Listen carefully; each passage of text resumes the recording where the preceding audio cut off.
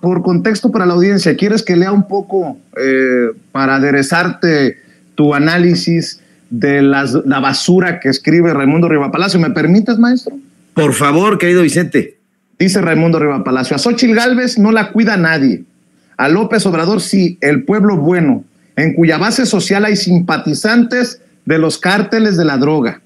El presidente dice que no pacta con ellos, pero se imagina qué sucedería si atentaran contra su adversaria. Y publica esto que se llama No queremos otro Colosio.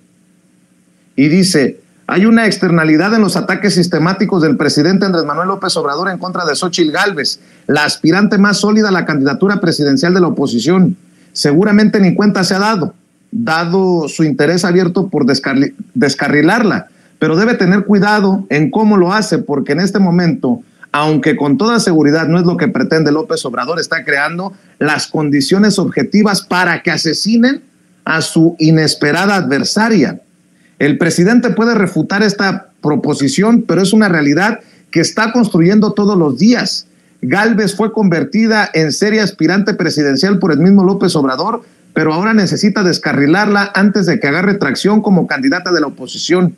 El problema no es su estrategia para neutralizarla en el proceso de sucesión, sino el método que está utilizando, que se contamina por el contexto de violencia nacional. Bueno, en este sentido y en esta lógica, pues en algún momento aquello de López Obrador es un peligro para México era una invitación, una incitación a aquellos que odian a López Obrador para que lo asesinaran. Más o menos es lo que piensa Raimundo Rivapalacio, pero nunca lo van a aceptar, mi querido Ricardo Sevilla, solamente para que la audiencia que no ha leído o que no ha escuchado sobre la calumnia de hoy de Raimundo Rivapalacio tenga claro la perversidad de lo que está diciendo. Básicamente, López Obrador está poniendo las cosas para que algo le pase a Xóchitl Gálvez. ¿Qué cosas, mi querido Ricardo? Sí, definitivamente es una calumnia, es una inferencia no desafortunada, sino absolutamente putrefacta, porque Xóchitl Gálvez no tiene nada que ver con Colosio. Colosio sí fue del PRI, pero representó en un momento determinado la ruptura con la narrativa del PRIACTO, comandado por Carlos Salinas de Gortari, continuado con Ernesto Zedillo, quien fue puesto en sucesión de Luis Donaldo. Y bueno, nunca va a haber un Lomas Taurinas para Xóchitl Gálvez, y el presidente López Obrador, lejos de lo que piensa este tipo mezquino y corrupto, no va a crear ni está creando ningún escenario propicio para eso. ¿De qué está acusando Raimundo Rivapalacio al presidente López Obrador? Y peor aún, ¿de qué nos está acusando a nosotros de potenciales asesinos? De que alguien de los simpatizantes de la Cuarta Transformación se acerque y dispare o asesine, como lo dice con todas sus letras este mequetrefe. Está idiota, perdóneme usted por el exabrupto, pero después de ver de las cosas de Xóchitl, ya todo nos queda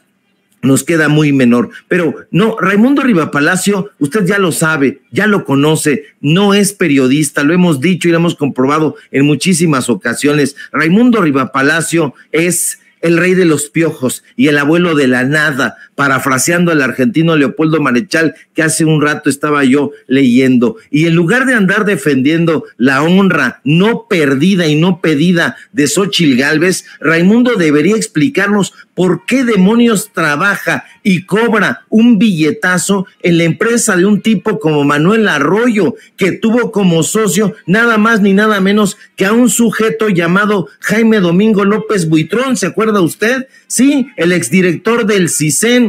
Raimundo Rivapalacio, a quien sus amigos cercanos apodan el Riva, es un opinólogo marca Llorarás, un personaje quien junto a Enrique Krause, a Héctor Aguilar Camín, a Guillermo Sheridan, es uno de los principales antilópez obradoristas. De eso no va a hablar jamás, pero su ofensiva no es de hoy, no es de ayer, es desde hace muchísimo tiempo, y aquí lo hemos encuerado con lo horripilante que esto suene, encuerar a un personaje tan abyecto como este, un personaje que ni siquiera cuenta de su dentadura, cuida de su dentadura, es terrible. Este personaje ha montado una batalla cruenta contra el gobierno de la Cuarta Transformación y también lo hemos probado aquí y en concreto. ¿Por qué? Pues porque necesita billete. Esos son sus motivos vulgares, sus motivos evidentes. Quiere contratos de publicidad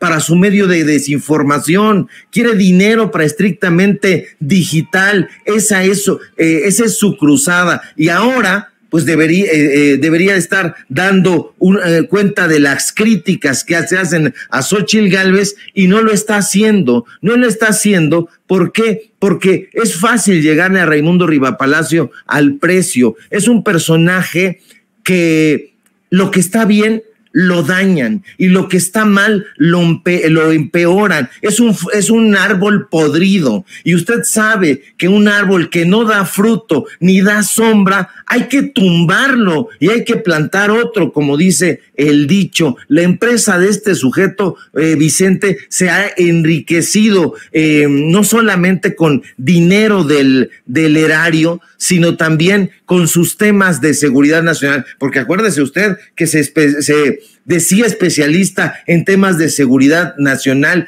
y no lo es, nunca lo fue ni lo será.